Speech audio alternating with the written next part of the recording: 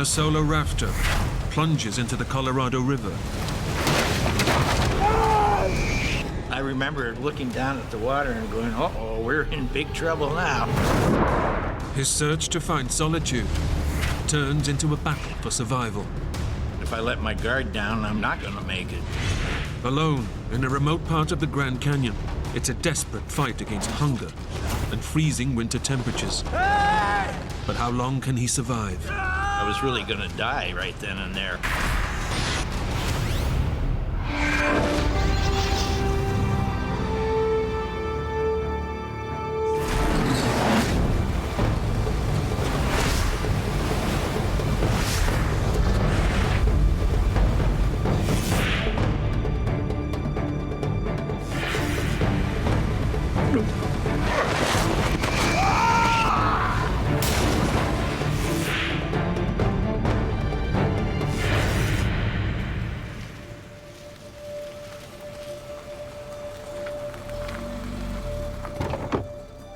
David Whittlesey is about to head off on an epic journey down the Colorado River.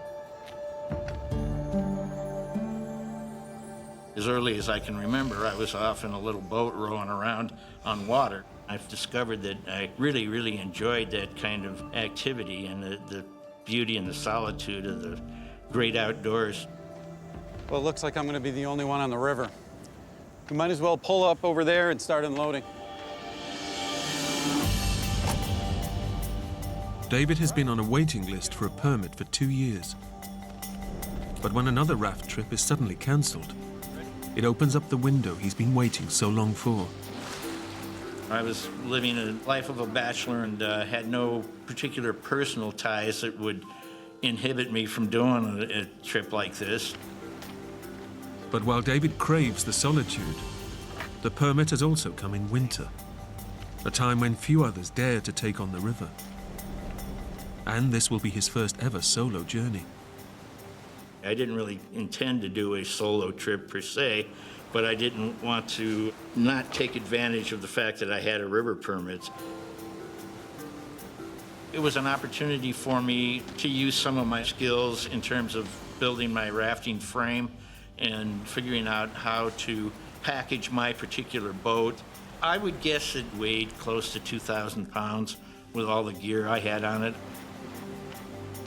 Despite David's careful preparation, he's still apprehensive about going it alone. I do remember when I first shoved off from Lee's Ferry, I really was quite nervous at the time.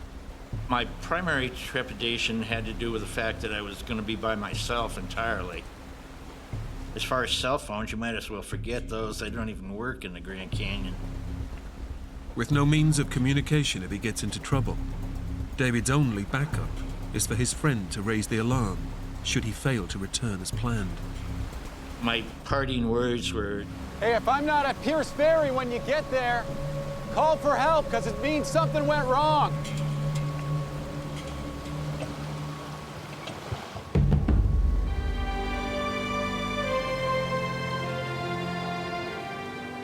David's journey down the Colorado River takes him through the remotest part of the canyon, hundreds of miles from civilization.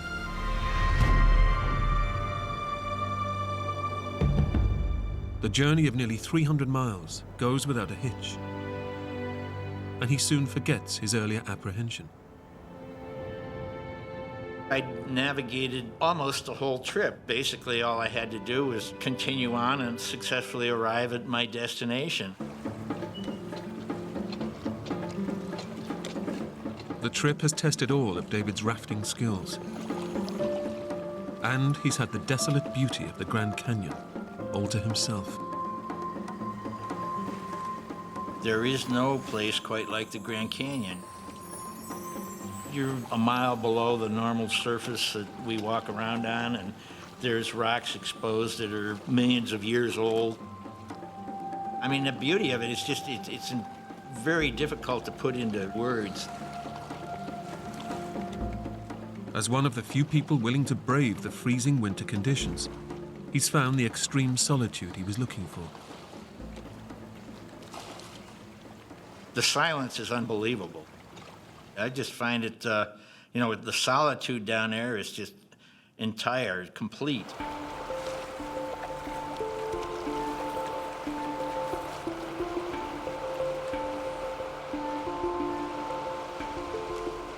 You're on a 280-mile voyage that is totally isolated from the rest of the world as we know it.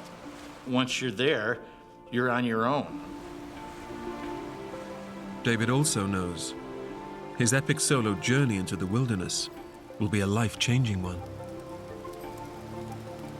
Almost everybody that goes down there comes back with a different outlook on at least one aspect of their life.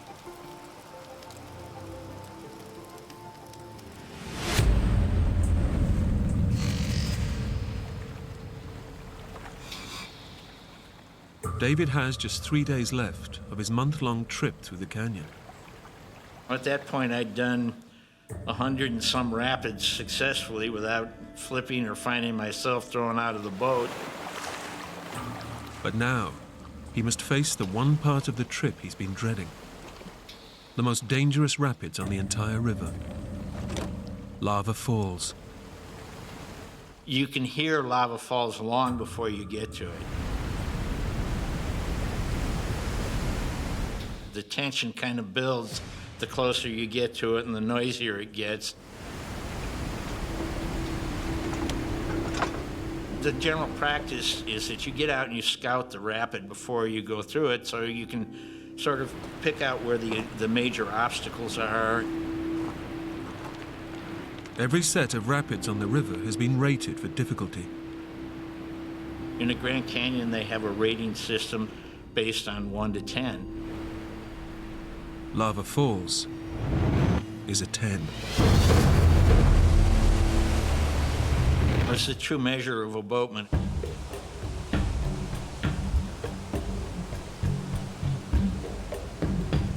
Even though I'd navigated all these previous rapids without use of my wetsuit, I was scared enough of the potential calamitous nature of lava falls that I put my wetsuit on.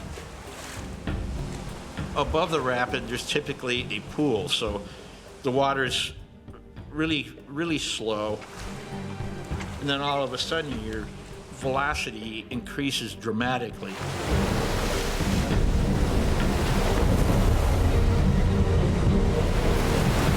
The sense of acceleration can be disorienting in and of itself.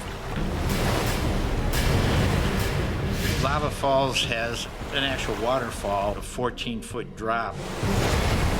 I was terrified. It is readily avoidable if you know what you're doing and pick the right course. But David is now completely out of control.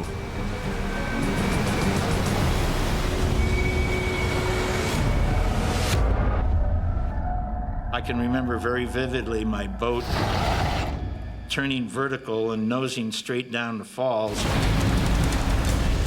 I was slammed forward into my ice chest.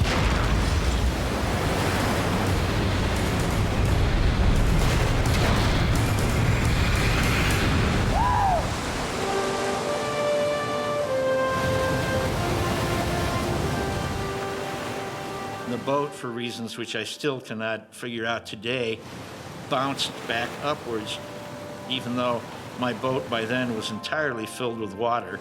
It was upright and I was still in it and we were still floating. I was thrilled. I figured I was home free.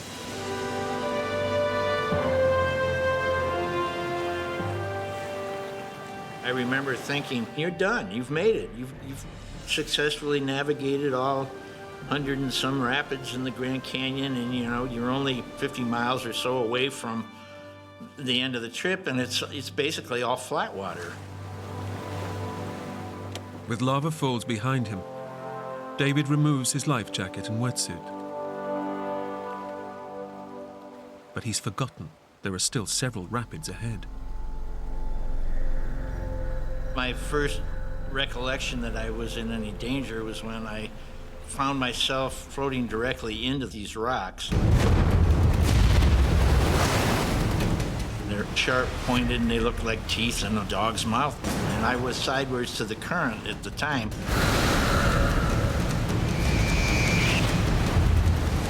I knew that was something I really did not want to allow to happen. I did take a powerful stroke with my upstream oar in an attempt to pivot the boat around the rocks.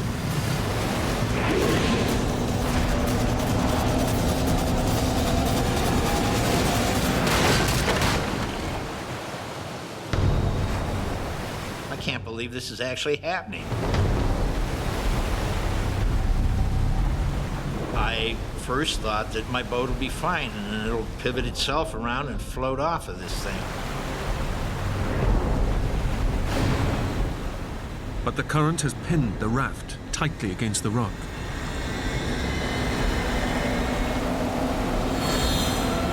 And before I know it,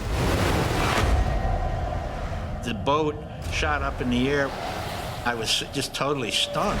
How can the river be that powerful to shoot this 2,000-pound raft up in the air? I remember, looking down at the water and going, uh-oh, we're in big trouble now.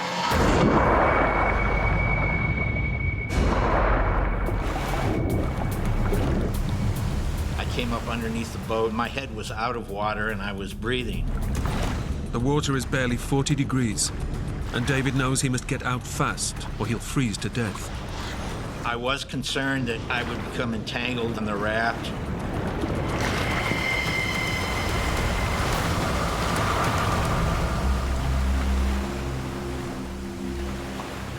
I'm wet and I'm cold and I'm with an upside-down raft.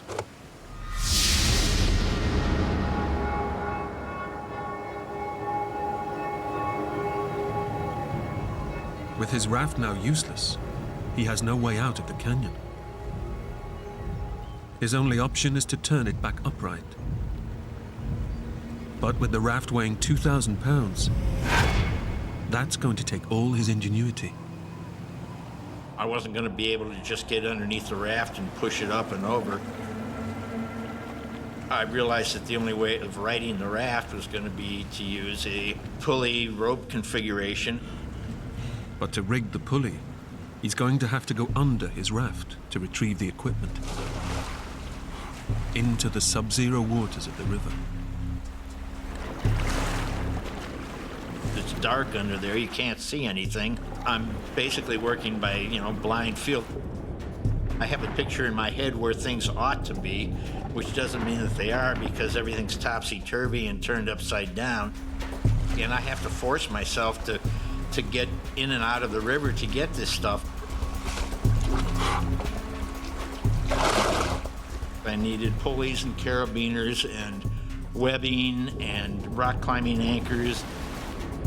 With each trip under the raft, David's core body temperature plummets, and he must battle the extreme effects of hypothermia. We don't often have experiences of prolonged cold, and that's what I was dealing with. Your blood thickens when it's cold, so, there's less oxygen being provided to your muscles, there's less oxygen being provided to your brain. You don't think as clearly or as sharply, and I was aware of that process occurring to me.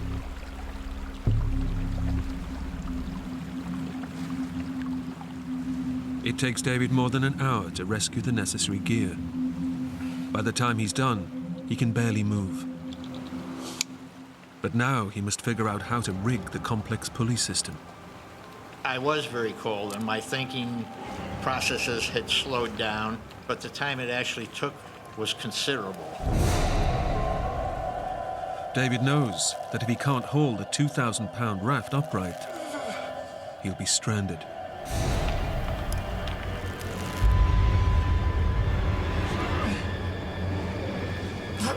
I didn't even get it close to upright. One of the anchors let loose, came zinging by my head.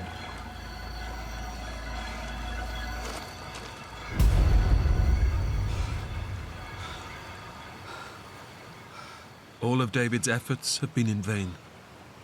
His only option now is to find a way to lighten the load.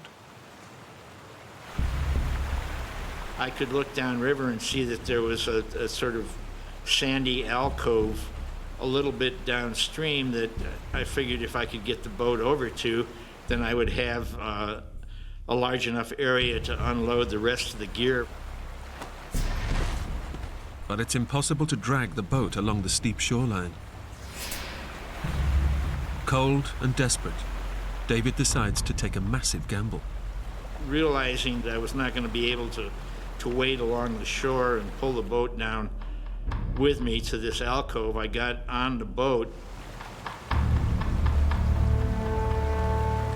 I remember standing up on this upside-down raft with one oar, trying to navigate downriver to get to this sandy alcove, sort of like a Venetian gondolier with his one oar navigating the canals. But the river is so powerful, it's impossible to steer. I tend to turn more than the raft when I try and turn the oar. Swept past the safety of the alcove, he's now hurtling towards the next set of rapids, with no way of navigating his way through it. There's literally nothing to hang on to. There are no handholds, no toe holds, nothing.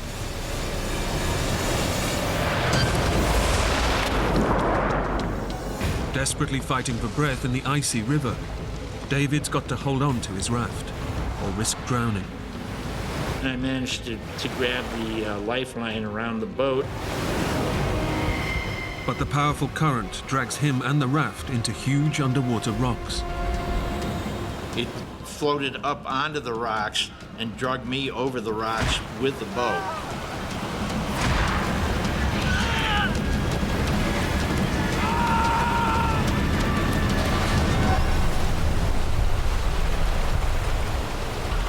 David is faced with a desperate decision. If he keeps hold of his boat, he'll be smashed into the rocks. If he lets go, he'll lose everything.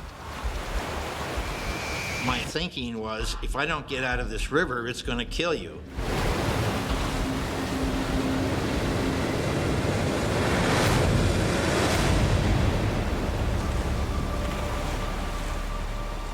So there I am, standing up on this outcropping, watching my boat float away and calling after it, hoping it would come back to me like I was calling after a dog. Come on! I was frightened. I kept hoping that by some bizarre circumstance it would eddy out someplace where I would be able to get to it. And once it disappeared from view, I just go, good God, what am I into now? I realized I was in a pretty serious predicament. There's not even a spot to sit comfortably, much less do anything else. I started, seriously considering what my options were. Do you want to try and hike out of the canyon? Just what are your options? Trapped at the bottom of steep cliffs, David can see no option but to try to scale the sheer rock wall to safety.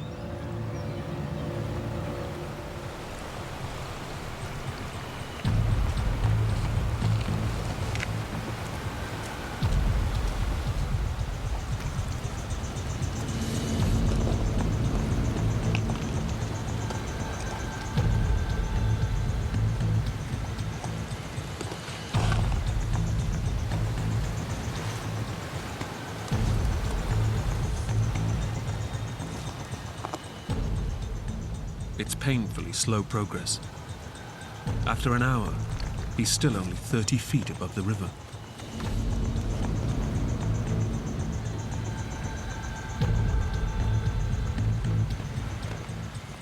I'm traversing these rock faces using my toes on little cracks in the rock and using as much caution as I possibly could conceive of, due to the fact that I was alone and any falls would be catastrophic.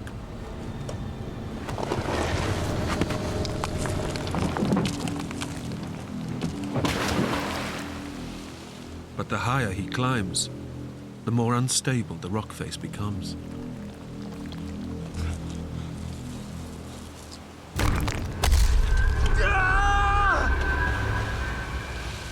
this large rock decided to roll down onto my foot. It resulted in breaking a couple of toes as this rock landed on my foot. There wasn't anything I could do about it at the time. Climbing upwards is agony, but the cliff face is too steep to descend. So he has no option but to keep going.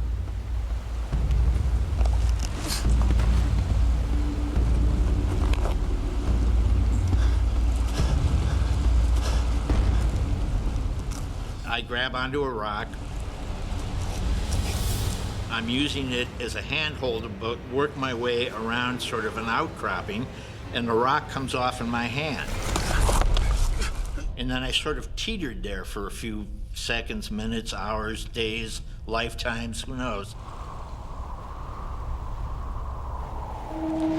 I lost my balance and fell over completely backwards, sliding head first on my back across this rock face, thinking, you're dead, this is it. My life jacket caught on something. It flipped me completely over in a backward somersault. I hit my chin on something hard enough to break 4 teeth, knocked myself entirely unconscious.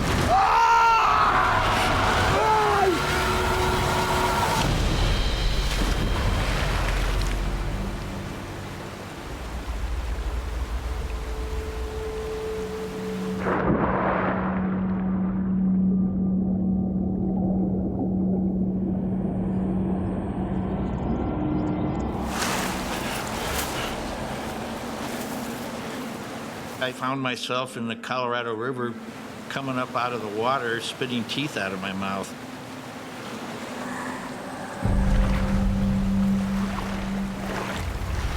I could see another sandy spot further downstream from me. I'd say a half a mile down from where I was. I knew that just getting myself into this alcove that I could see was going to be a challenge.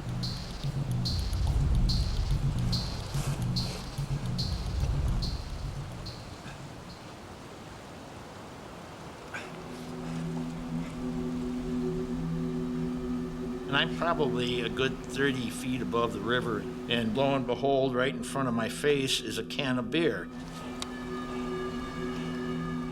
The beer can is the first sign of life he's seen in over 20 days. But he quickly realizes it must have been washed up in floods years earlier. This beer has been there long enough that the label is just about entirely faded off of it.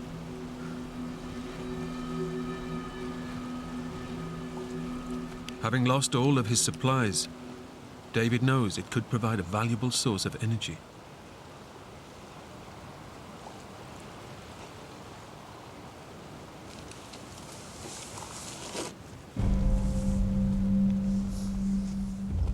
David slowly picks his way across the rocks, and 2 hours later, finally reaches the small isolated cove.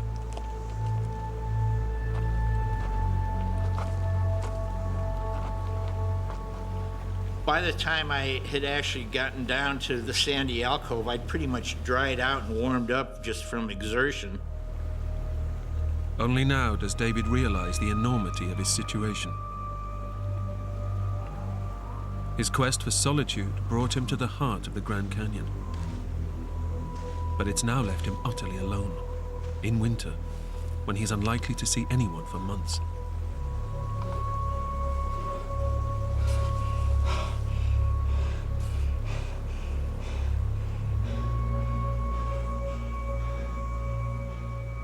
Surrounded by mountains at the edge of the river, he's completely stranded.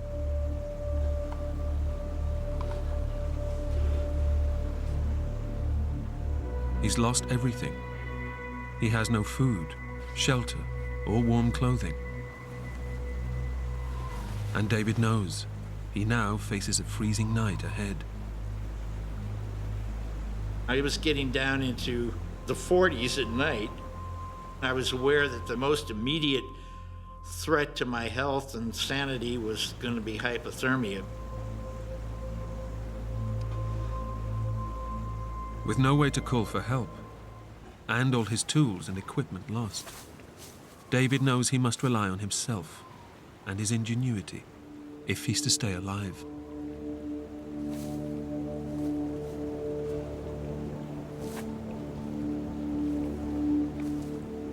I seriously got into survival mode. I'm trying to figure out ways to keep myself warm and protected from the elements. I managed to dig a body-sized pit in the sand, and I found a fairly good-sized log that I could put on the upwind side of my little pit to block the wind out.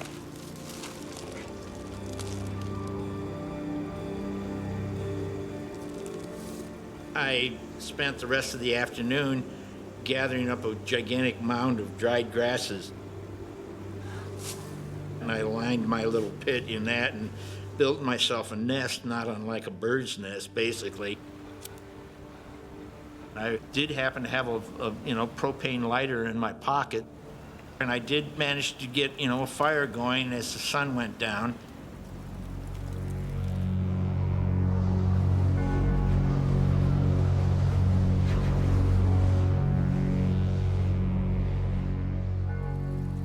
But with temperatures now dropping to well below freezing, the fire is his only way to stave off hypothermia.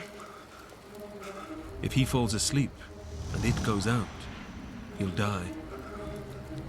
And David's trip isn't due to end for another few days, the earliest that anyone will even know he's missing. I've got, 2.5, maybe 3 days, as long as I can keep myself from becoming so hypothermic that my body shuts down.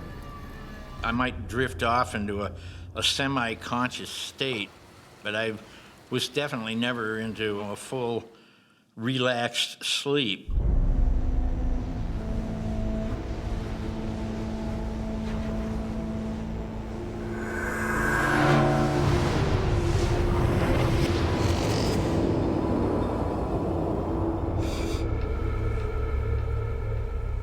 David survives the night, but by morning, he can hardly move.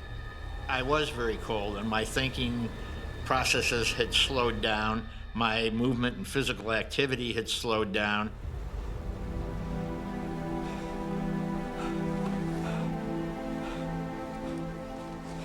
But even during the day, the temperature is barely above freezing, because in winter, little sunshine reaches the canyon floor. I had 2 hours of direct sunlight during the day, and I would follow the sun around and stay in it as much as I possibly could, just for the warmth and the comfort.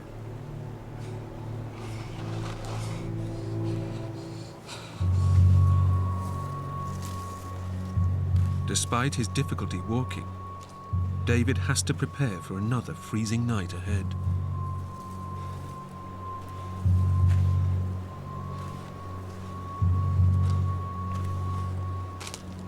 I would have to gather driftwood for the upcoming night so that I would have wood to burn. I didn't burn it during the day. I didn't have enough wood to just, have an unlimited fire.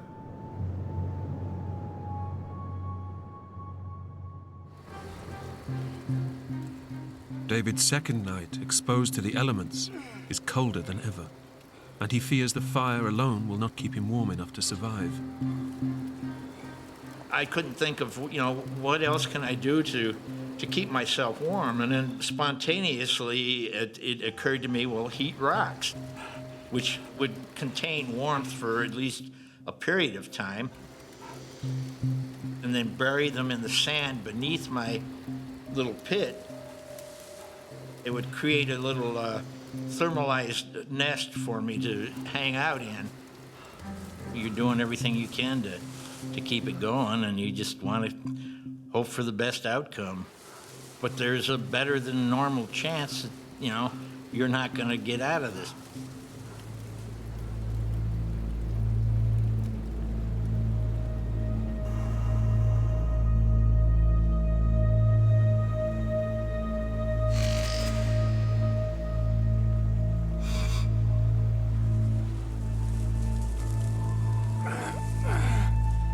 David manages to survive a second night.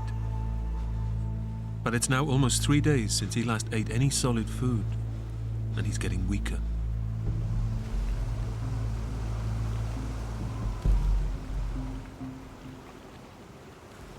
I was starting to get pretty hungry.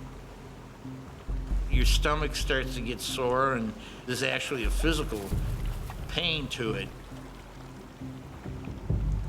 I could go down to the river and I could actually see fish right there at the edge of the shoreline.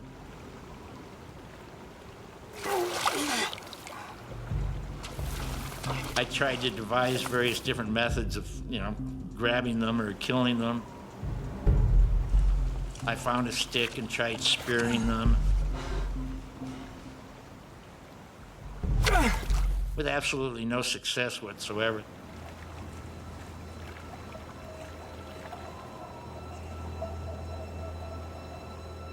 Without food, David's body has no calories to burn to generate warmth, putting him at even greater risk of hypothermia. He needs to keep moving, but fatigue finally overwhelms him.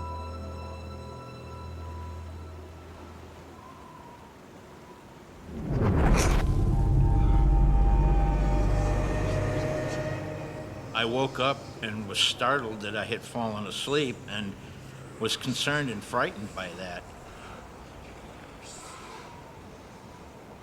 Well, geez, if I let my guard down, I'm not going to make it.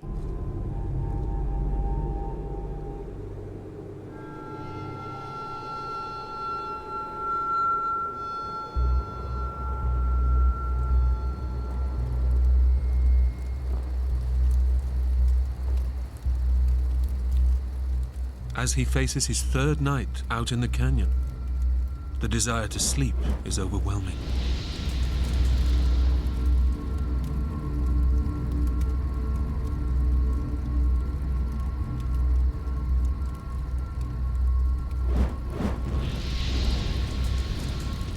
It's only me and the moon and the rock formation and the river, and you may be able to see it again tomorrow, and you may not.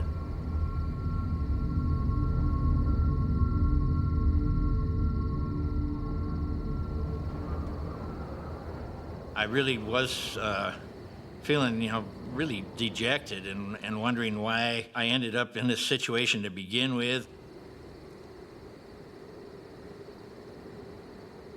David is clinging to the hope that by now his friend will have raised the alarm, and tomorrow rescue will arrive.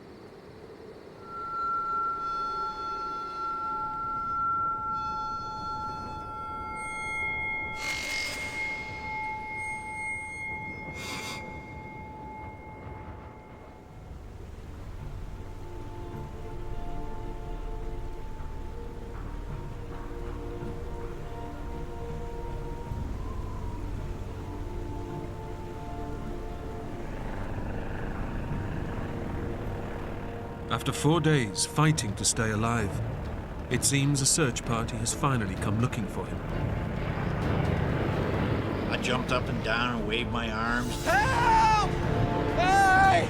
You're looking at this plane, and you can clearly see it. Hey!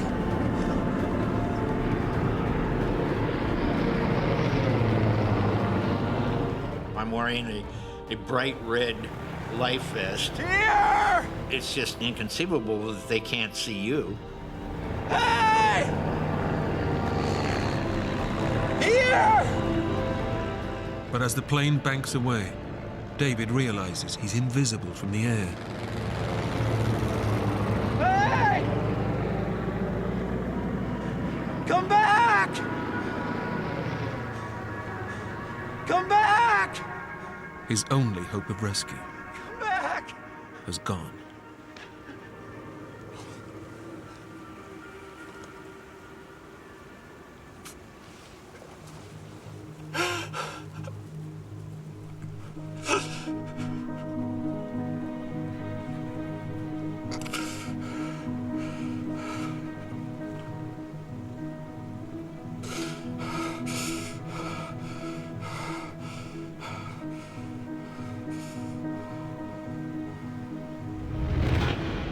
As he prepares for a fourth night, David knows he's in desperate trouble. I was getting to be pretty depressed. And I realized that, something had not happened the way it was supposed to. Fire! I'm not at Pierce Ferry when you get there. Call for help, because it means something went wrong.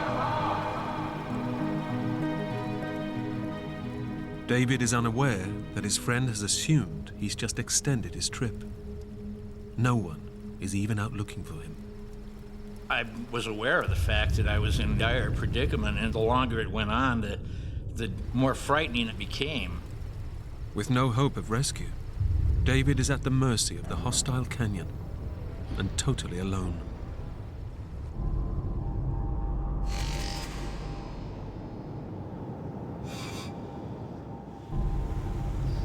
For 4 days, David has clung to the hope that his friend will raise the alarm.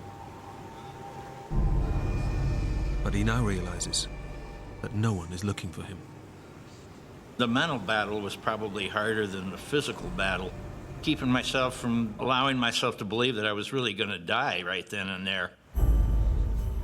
David is determined to dig deep.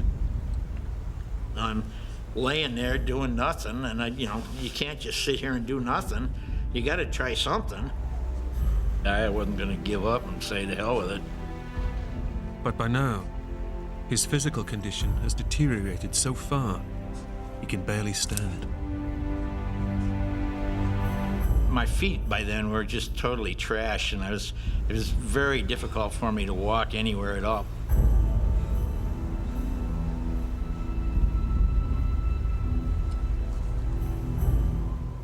Despite the pain, he decides his only hope is to make himself more visible from the air by building a large distress signal. But that means shifting hundreds of rocks from the water's edge. All of the rocks were down in this drainage, so I'd have to, go down there and grab up 1 or 2 rocks or whatever I felt that I could carry, and then drag them back up on this hillside. It's an agonizingly slow and painful process.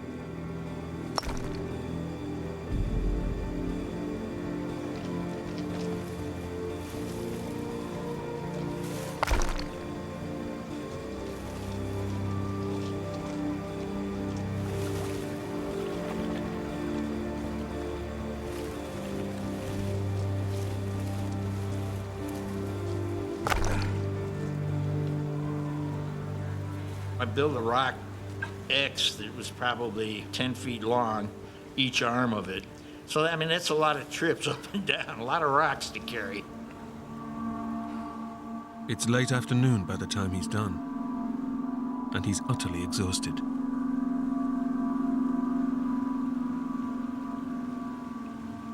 It's 3 days since he last ate anything. He's now so weak, he's desperate for energy. As every barfly knows, there's a sandwich worth of calories in every can of beer.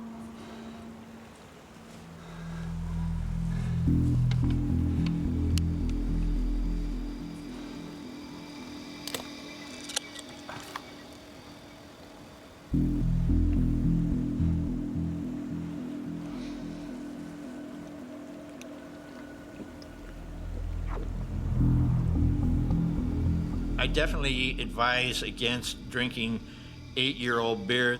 Definitely not one of the tastiest beverages I've ever imbibed.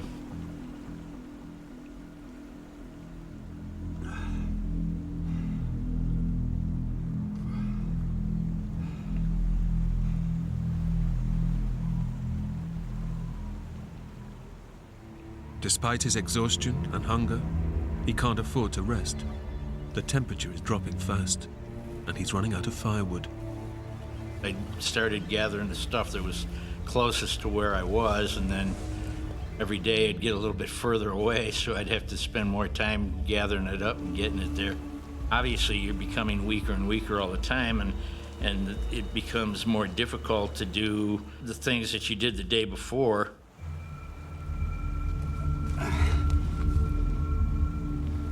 As I was doing that, there's this little tiny lizard. It was probably, maybe 4 inches long, kind of scooted out across a rock.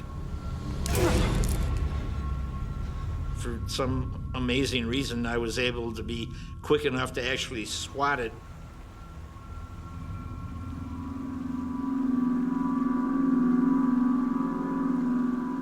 I kind of broke it in half and swallowed it down.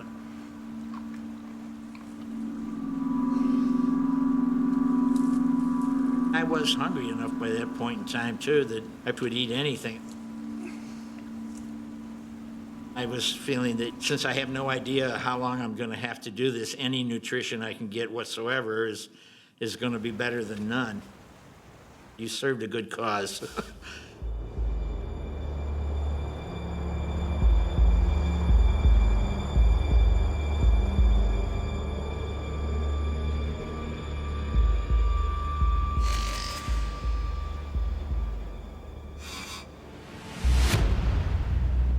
David's ingenuity and determination have helped him survive for 6 days, injured and alone in the Grand Canyon. He expected to be rescued days ago. But now the hostile winter conditions have taken a terrible toll on his body, and he's beginning to lose his mind. I had all kinds of wild fantasies occurring, you know. The world had been devastated by nuclear explosions, and I was probably the only human left on the planet.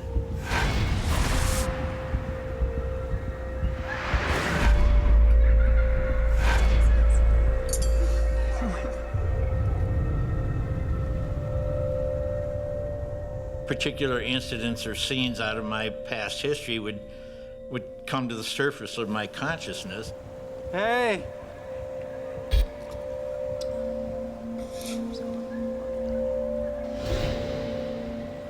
I remember pretty vividly thinking about and remembering events that I had shared with various different friends and so forth, and thinking about them and being sad that, you know, I might not see them again.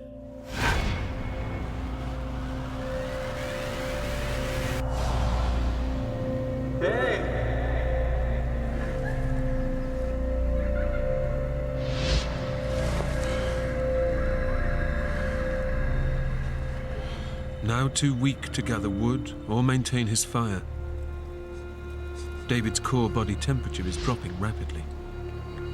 He's losing his battle with hypothermia.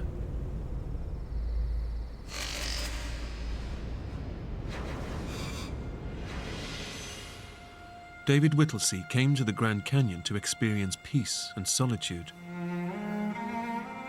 But stranded and at the mercy of the elements, he faces freezing to death, alone. By Saturday morning, I was pretty down. I was, you know, really depressed. I wrote a farewell note to my family and friends and carved it into a little piece of driftwood. I marked down the number of days that I thought I'd survive there. It was important to me to let my friends and family know that I was thinking of them and that my death had been accidental.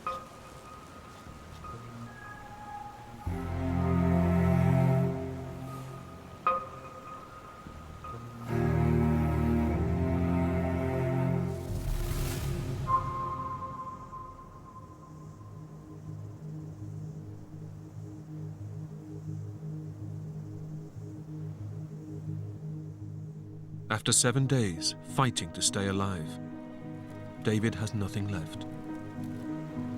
All he can do is lie down and wait for death. I had done everything that I could think of to ensure that I would survive, and it seemed like, you know, nobody cared.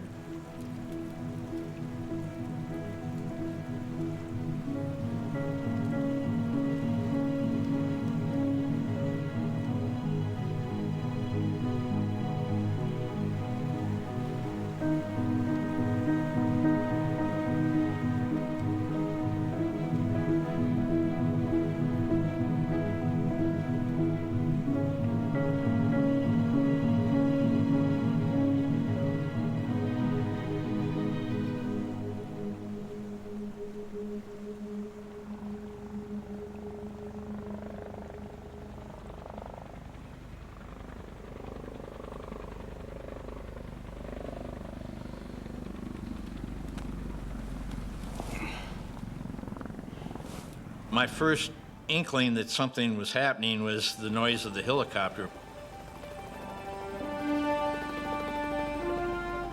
Fairly rapidly increased in volume and noise.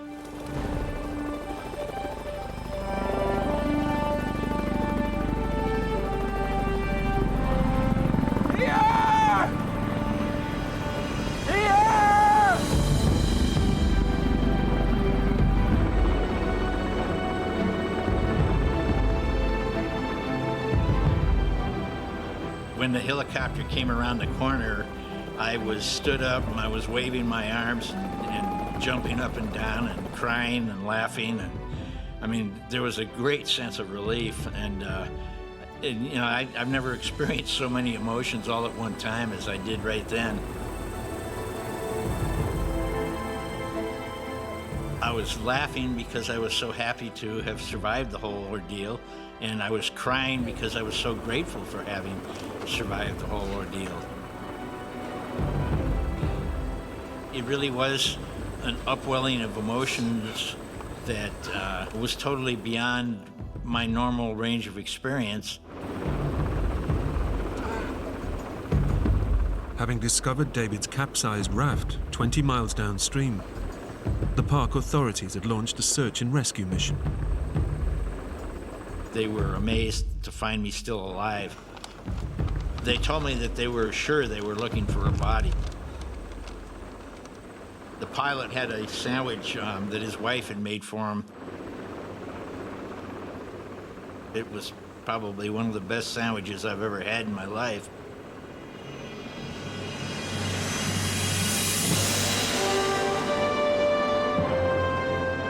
Seven days after his accident, David was finally airlifted to safety.